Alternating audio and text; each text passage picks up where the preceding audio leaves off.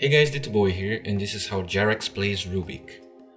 Before I start this video, I actually mentioned giving an arcana to people that actually followed me on social media, and I decided how I want to give the arcana away. So this is what's going to happen. I'm probably going to change my series. I think there are not that many heroes I want to make videos about fighting anymore.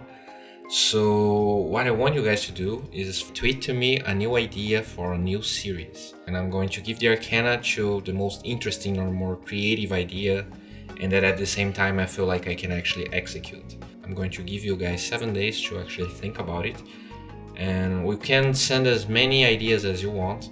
Another cool thing to pay attention to is how he follows the fight through a different path. These are one of the best times to ward, because even if the enemy team has vision of that area, it's way less likely that they will note you warding.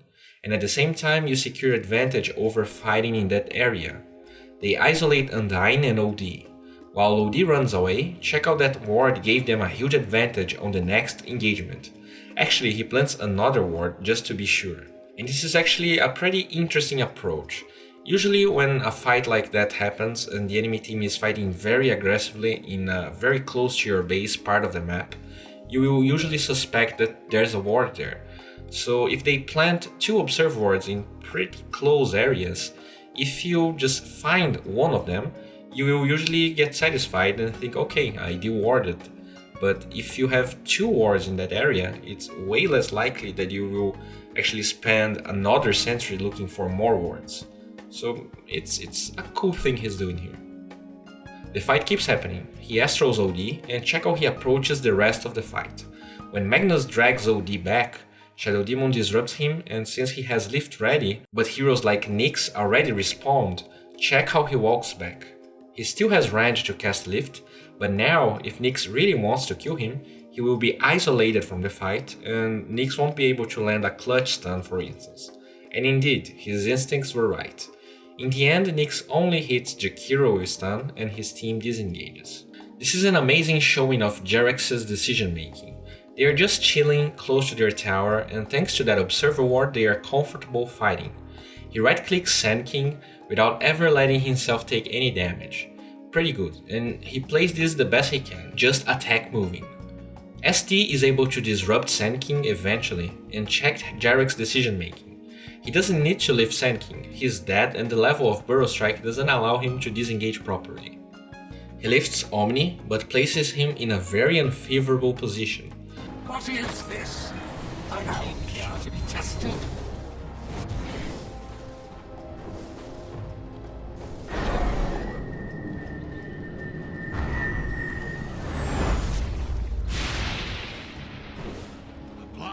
Also, after all of that, instead of walking back to base, since he's level 3 with no boots, it's definitely faster to suicide to Roshan. He gets money for boots and Windlace at 4 minutes, which is huge, while also losing almost no time. He even kind of gives up on suiciding since it's close to the rune spawn, but then he just gets the bounty rune, buys another TP and then suicides. A lot of good decisions in this game. Not only Jerax knows that if he clumps up with OD going for that kill, they are both going to be stunned by Sand King, he also predicts that Omni Knight is going to be behind all of that. So he lifts Omni when the Astro is about to end, and even with Repel they right click the Sandman to death.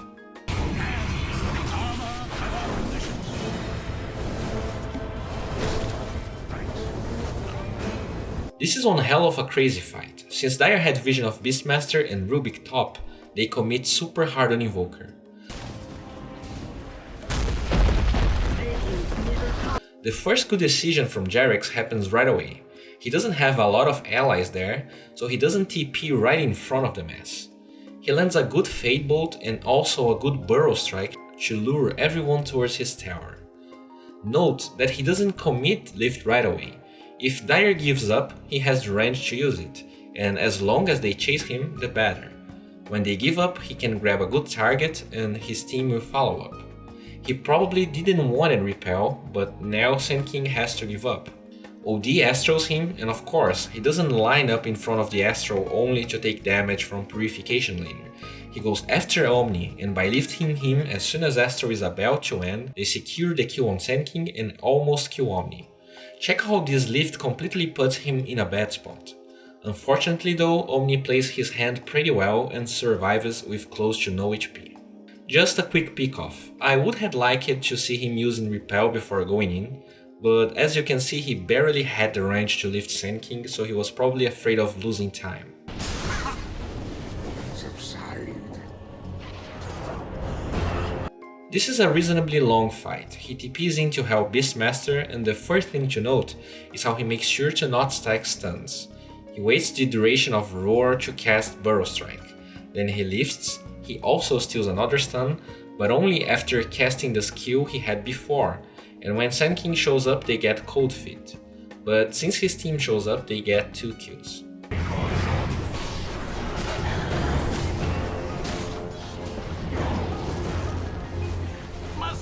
I would seriously tilt if I was playing with this OD. Jerax plants a sentry to get Sand King when the wave pushes. He still has the Elk Stand. Since OD goes to the lane, Sand King is not comfortable being around. Even then, Jerax is able to stun him, but OD didn't follow up as fast as he could. And when he gets there, he banishes the target that just got stunned, when Rubick already had Burrow Strike.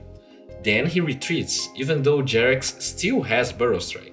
When OD decides to go in, it's too late, and he even throws Sanity's Eclipse later, with no success.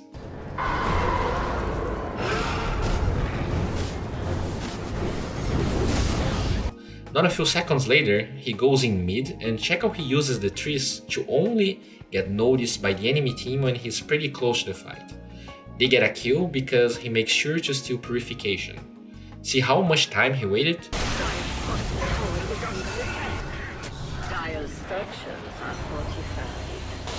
Again we see him using that regen to disengage and he stays close to the fight, even though he has no mana. It gives him enough 1 charges to get mana for Purification. This was also a pretty nice arcane drop by the way. Also note how he goes back to the sentry to make sure he was not getting hunted down by Slark.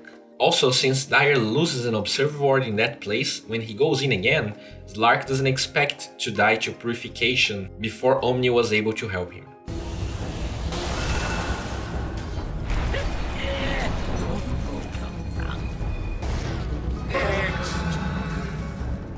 I feel like Jerax misplayed here. His team is sieging and he gets there a little bit late. He has Aetherlance but goes kinda close to place a Sentry Ward. But even then, when he goes for the heal, I feel like he is way closer than he will need to be. He gets caught in the Elk Stun and dies. I really like his play here. He finds Slark in the jungle, and usually stunning Slark while he's using Dark Pact is bad, but with Burrow Strike it's fine. Also, check how he goes into this fight. He uses all of the fog from the small camp, and at the same time plants a lot of sentries and wards to make this fight more easier for his team. He also lands a pretty well timed Astral into Burrow Strike, securing the Slark before he's even able to use Shadow Dance, while also getting Sand King later with Shadow Demon.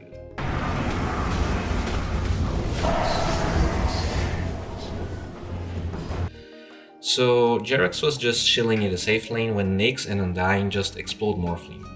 You can argue that Rubick is on fault for not using any skills, but to be honest, I definitely feel like Morphling got caught by surprise here. The decay into Soul Rip build is pretty explosive, and he should have probably morphed strength a little bit after the decay. Anyways, check how he gets the kill. Undying players will play very aggressively in the early game, so there's always a chance to make them overextend. But the thing is, Undying is too hard to kill. Nyx is more possible though, so check how 1. He doesn't use any of his skills until the Kiro is there, and he has range to throw Nyx into the tower. Rubick doesn't have a lot of burst, so they need everything for this kill. Also, since he doesn't throw Fate Bolt while Nyx was lifted, he doesn't throw it right away anyways, not only because of spiked carapace, but he also gets to hit Undying with it. And in the end, even though they went on Nyx, Undying tanked most of the damage and they get him.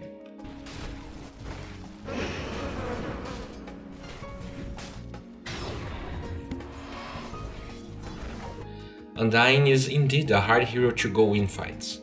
But in this game not only this is a support Undying, but Nyx is also level 6 and they don't have sentries. So there's really no point in trying to go on Nyx without knowing if he has ult on cooldown or not. And you might be thinking, oh my god, this is so simple, but time and time again, people don't really think about it when they go for ganks.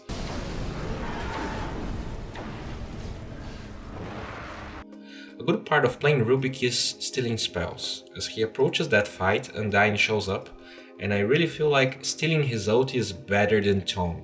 Not only that Tomb is low level, but against Ursa, they would easily be able to kill it. I definitely feel like that was the best skill to be stolen in that team fight since Nyx was on Fog. And after the RP, he also waited the duration of the stun to wear off before lifting. But I feel like he misplayed here. His only contribution left was Fate Bolt, which he was waiting for Enrage to end before casting. So he didn't need to stay so close to Ursa to throw a Fate Bolt that has a pretty big range. With OD in the fight, Astro is definitely a good skill to have. Not only it's ridiculously easy to steal, but it's very good against Ursa, since he can always ban him when he ults. See how he doesn't randomly steal anything? A fight is definitely about to happen, and at level 1, the cooldown on spell steal is too long to use it recklessly. Check how he plays very far back, steals Astral, and saves Underlord. You can make different arguments for this fight. You can say Jerax misplayed because he could have banished Undyne way before, focus the Tombstone, and get an overall better trade. He felt like saving Underlord, which he succeeded in doing, but anyways, it was a good trade for his team regardless. Well, this wraps up for today. If you enjoyed this video or if you learned something new, please guys give it a thumbs up, it really helps a lot. If you want to see more of Jerax replay breakdowns, please check the link in the description. And I can't overstate how this video wouldn't ever be possible without a huge help from the Pugna guys, so please show them some love. And if you're new to my channel, subscribe to it. I'm making videos like this almost every day, and I'm sure something here will spark your interest. It doesn't end here though. Void wanted to go on Sumail, and since he saved Leap, he's able to dodge it. Ice Frog, please. Actually, he lives because of Leap's move speed bonus and phase boots. I'm not that big of a fan of phase boots, especially when you're against Lark or other heroes that can just stun you, but it definitely helped here.